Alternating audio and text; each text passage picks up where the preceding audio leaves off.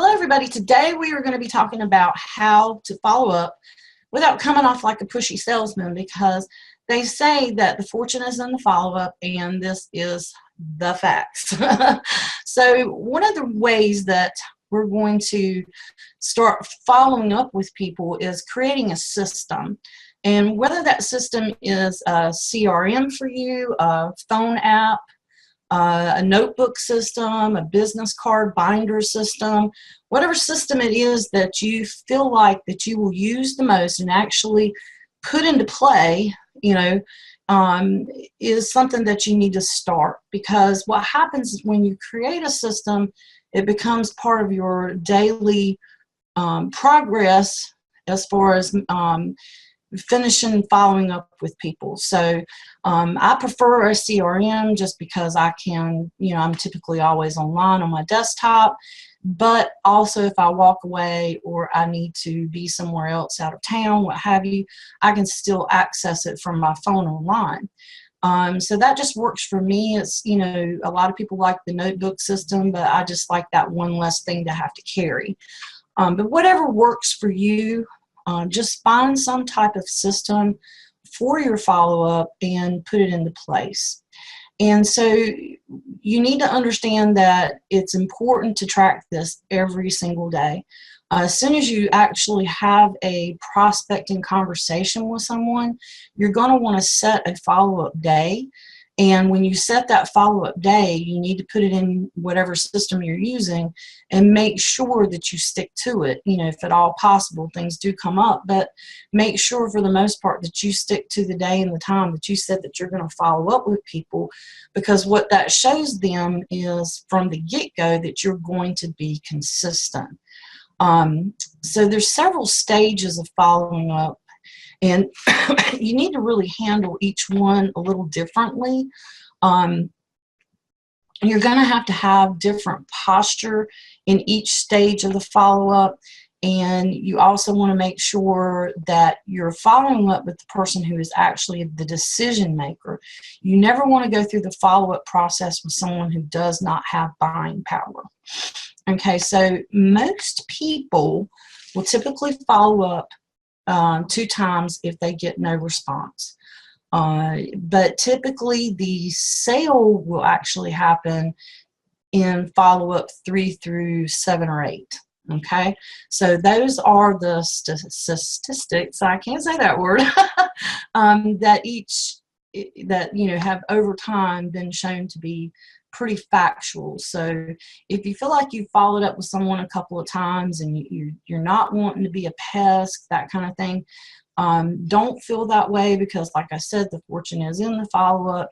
It shows people that you're being consistent, and there are ways to do this without being pesky. Okay, so each time you do it right, you can actually differentiate yourself from other people that they've dealt with in the past.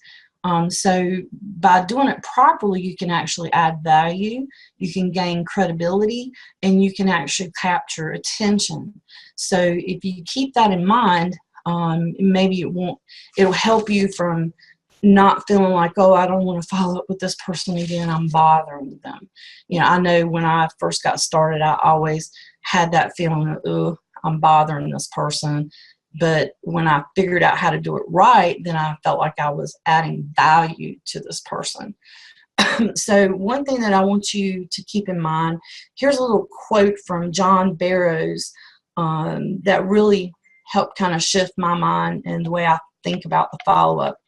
It says, the key to an effective contact strategy is not necessarily the number of touches, it's the uniqueness of each touch. So with that said, guys, think about how when you're following up each time, you can be unique, you can bring value to your customer, and that way it takes the salesman part of the follow-up out of the equation. Okay, so one thing you need to understand about a follow-up is that there's a few categories of follow-up. There's the first which is called the in progress category. The second I call the awaiting category, and the third I call the completed category. So in the in progress stage, you're going to be wanting to make general reminders, and one of the things that in this stage, you need to be able to let people off the hook.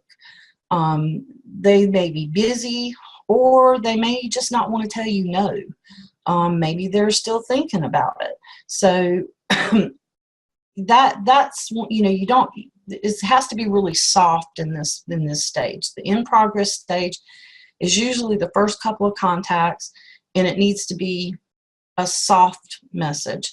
And you also need to let people know that you're going to call again in this message, and stick to it, like I said, because that shows that you're going to be consistent.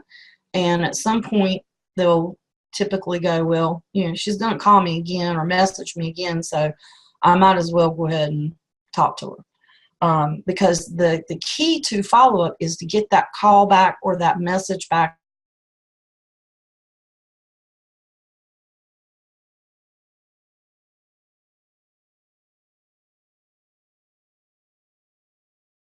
need more time. If I don't hear back from you today, I'll call you again tomorrow. So that actually, you know, it's just, hey, how are you? You know, just want to see where you are with things, basically type of message, really soft. And then the second follow-up, you could say something like, hey, it's Wendy from XYZ Company. I just called to see if you know what you want to do or if you need more time. If there's a reason you've decided not to move forward, that's okay. Please call me back and let me know so I don't become a follow-up pest. Also, when we talk, I wanted to share something with you really quick. I realized there might be another option that could work for you better with your timing or your budget. So, you know, that would be something that you maybe would be directing to towards somebody that was a prospect. So it's a little bit, you know, each follow-up has to have a little bit more of a shift. So you have to keep in mind that, you know, you want to stay detached from the outcome. You don't want to focus on the outcome, which is, you know, everybody wants to make that sale, but it's still about relationship building in the follow-up process. So your awaiting stage is like, you know, calls 3 through 6, which would be where you can start adding more value to your customers. So you could say something like, hey, this is Wendy. I called you a couple times, but I know you must be busy. I wanted to let you know that we had, like, for instance, you could say, a new update. We have a new product. I just got ranked with my company, and I want to show you how to do it too. The product that you were interested in is going on sale, or the price is increasing. So you kind of get the idea here that 3 through 6, you can each message try to give them a little bit more information about whatever they were interested in. If it was joining you or if it was a product or a service, you're gearing those messages towards your initial conversation, but you're taking it a little bit further in each message. And then, of course, again, you want to say at the end of it, if I don't hear back from you today, I'll call you, you might say, in 2 days or whatever. So, you know, each time make sure that you're firm and consistent about what day you're going to call them back. Because, like I said, if they know you're going to call back, you've already proven that you're consistent, they'll go ahead and get it over with and call you, because most people, that's how they're thinking. Let me just go ahead and call this person. But that's the key, is getting that call, because once you get them back on the phone, you can kind of find out what their objections are and try to handle those objections by maybe offering a different product or service, or a lower package if it was the money for them, you know, whatever the reason was. So then the last stage, guys, is the completed stage. This is the stage where you're making that final message to them. It's the last time that you're going to contact them about this particular opportunity. But this is how you handle it. You have to have really firm posture in this one. So you want to say, hey, I hope this message finds you well. I've tried to follow up with you, but haven't gotten a response. I assume that this is not a fit for you, and that's totally fine. I will take you off my list. you don't really take that person off your list, but you let them think you're going to. And that's where the posture comes in, because people get FOMO, fear of missing out. And this is creating a little bit of scarcity, because they think, oh, well, if I'm getting off the list, then, next time she has something going on, I might not hear about it. Let me go ahead and call her back. Or, they may just have been busy. Oh, well, gosh, let me go ahead and call her back, because I sure don't want her to take me off the list. I wanted to do this, for whatever reason. But that message right there actually creates some scarcity. So that is basically the stages of the following up. And like I said, the key thing here, guys, is consistency, and take it past 2 follow-ups. That's where a lot of people make mistakes. Even in email marketing, people will tell you that you want to email 7 or 8 email series about one particular offer.